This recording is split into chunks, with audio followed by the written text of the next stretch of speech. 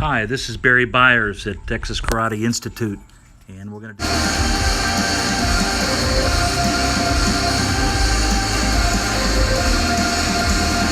All right, Pete Adams, Barry Byers, light sparring, back in the 80s.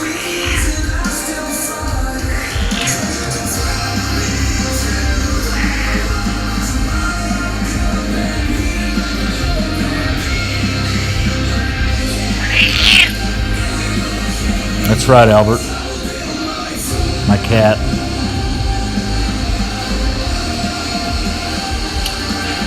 So we're going to talk a little bit about, Pete's always wanted to do he was an ex-Marine. So he loves full contact and believes in deadly martial arts that protects him with every kick, punch, strike, elbow, knee, finger gouge, whatever it takes. That's what these Marines are trained to do in hand-to-hand, but when you take it a little further, then you can really execute some deadly combinations.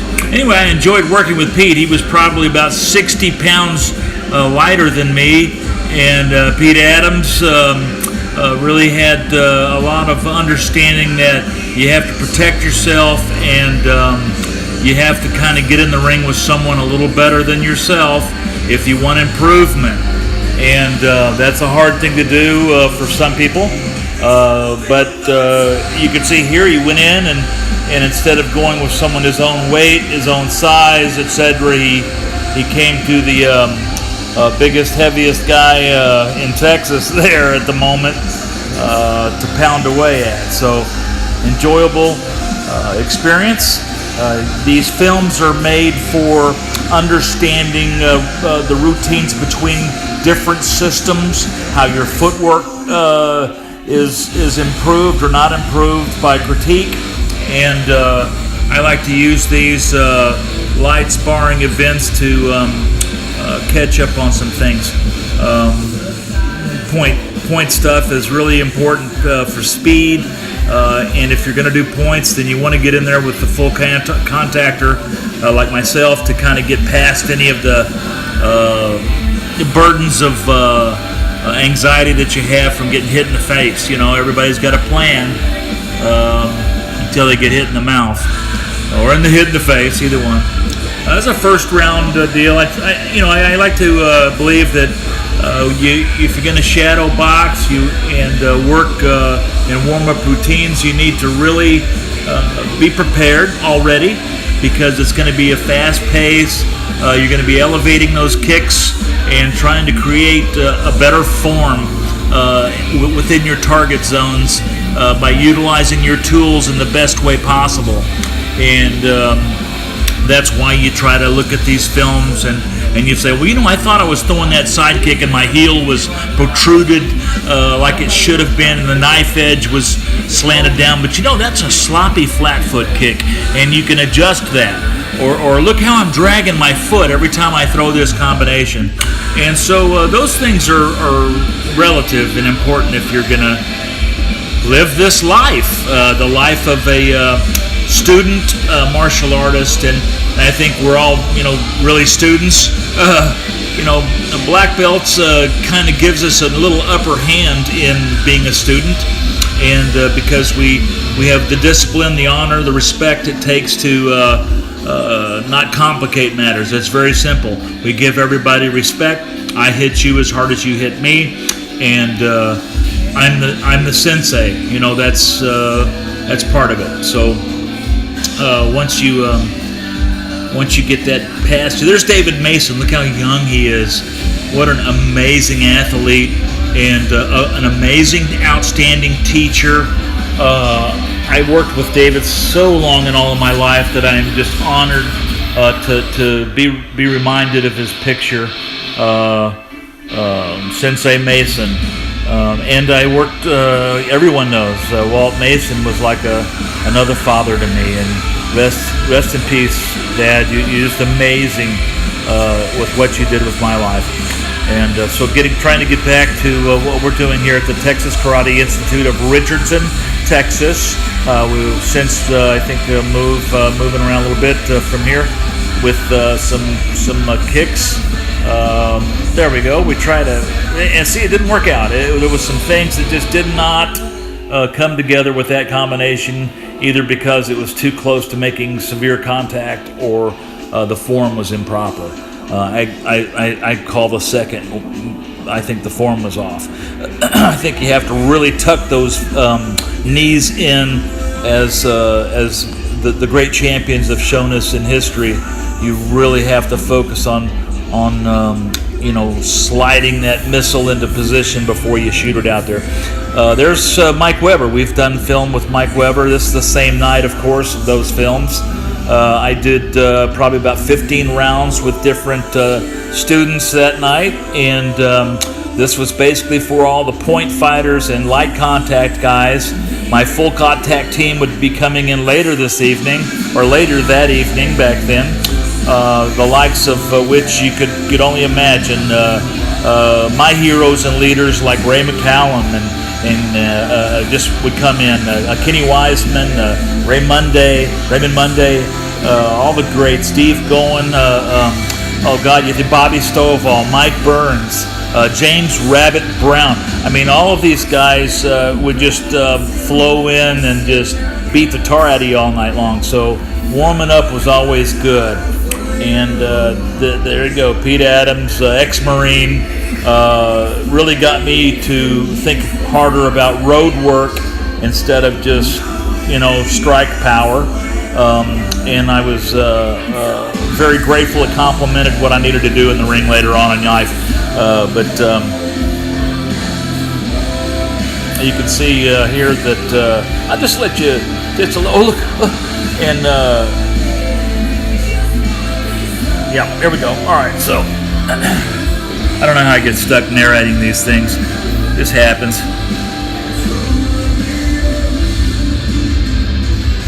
Hey, nobody's really trying to hit anybody or make any contact. This is really just a warm-up thing where you can get your stuff in order, your combinations. Look at that foot; it was dragging. You see it slide. I wish Steve Armstrong was there with me at that time, because he would have improved me in my footwork 1,000%.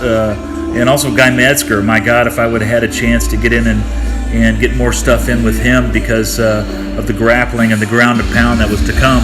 But in these early 80s, 78, 80, 81, we were really just loving the fact that you could have a full contact match in Texas and not get in trouble for it. But heavyweight champions, the heavyweights were slim. I mean, most of them were all, great world champions in the pro circuits. Most all the heavyweights had graduated, and we were just following that generation and trying to improve ourselves each day, respectfully in a good way. And I think we did pretty good with that. I think we accomplished great things. Pete Adams always continues his training, and to this day looks just like he does right now, just very trim. And of course, I've got a lot of poundage on me, and I don't have any hair. I'm bald. Okay, so that's another round. I think we'll get another one coming up. One more round. You can see that I'm sweating pretty good already. I think I did some you can see in the background speed bags. I do 5 rounds of speed bag. I do 5 rounds of light punching bag.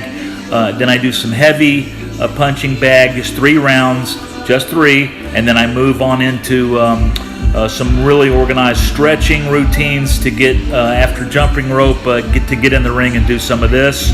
And then later this evening, it'll be full contact.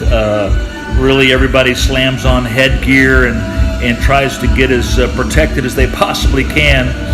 And unfortunate for most of those, the team here is I seem to have been. I was 225 pounds on a bad day, and most days I was 240. So if you got in the ring, you expected it was a little bit like moving a log around in a muddy pond. So most of the guys really enjoyed doing that. It helped them. Strategically, it helped me because I got a chance to do some speed work, which I needed a lot of. After getting into a team fight match, I think it was with Grandmaster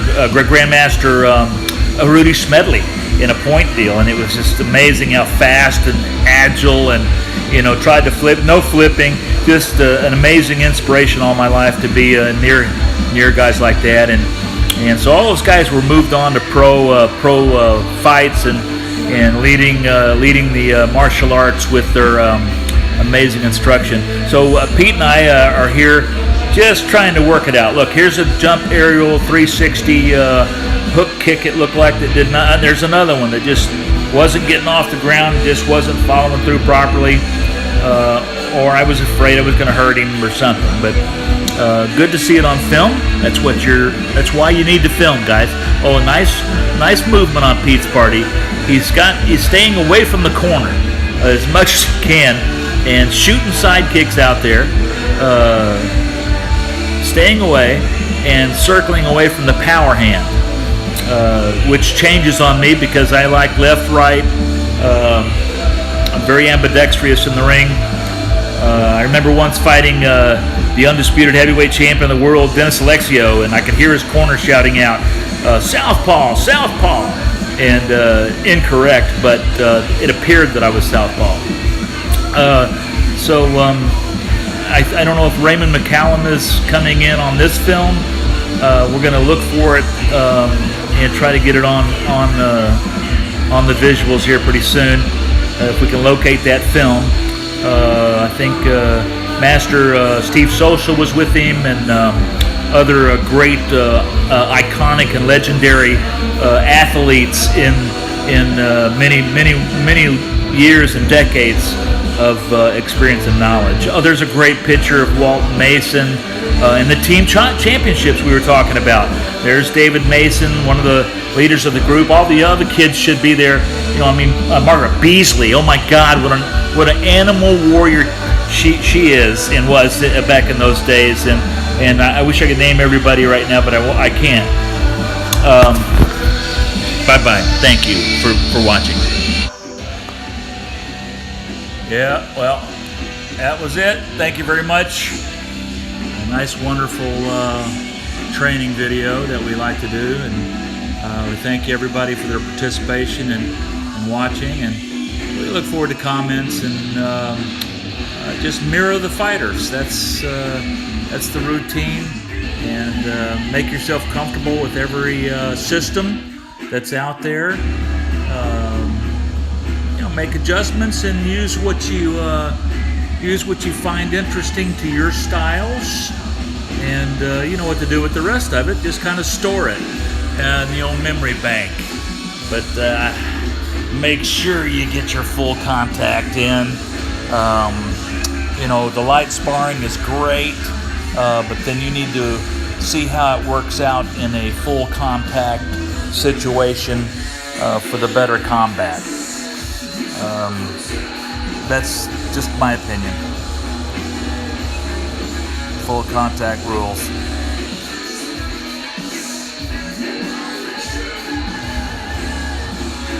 Yeah, here we go.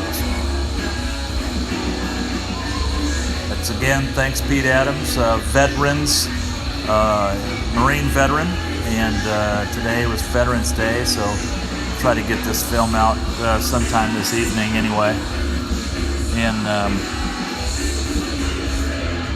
just mirror some of the kicks and punches and the routines, and put yourself in company with good fighters and do your battle. What? Nice.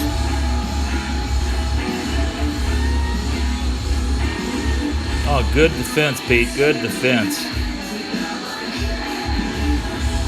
See how he's dropping, but man, the pressure's on.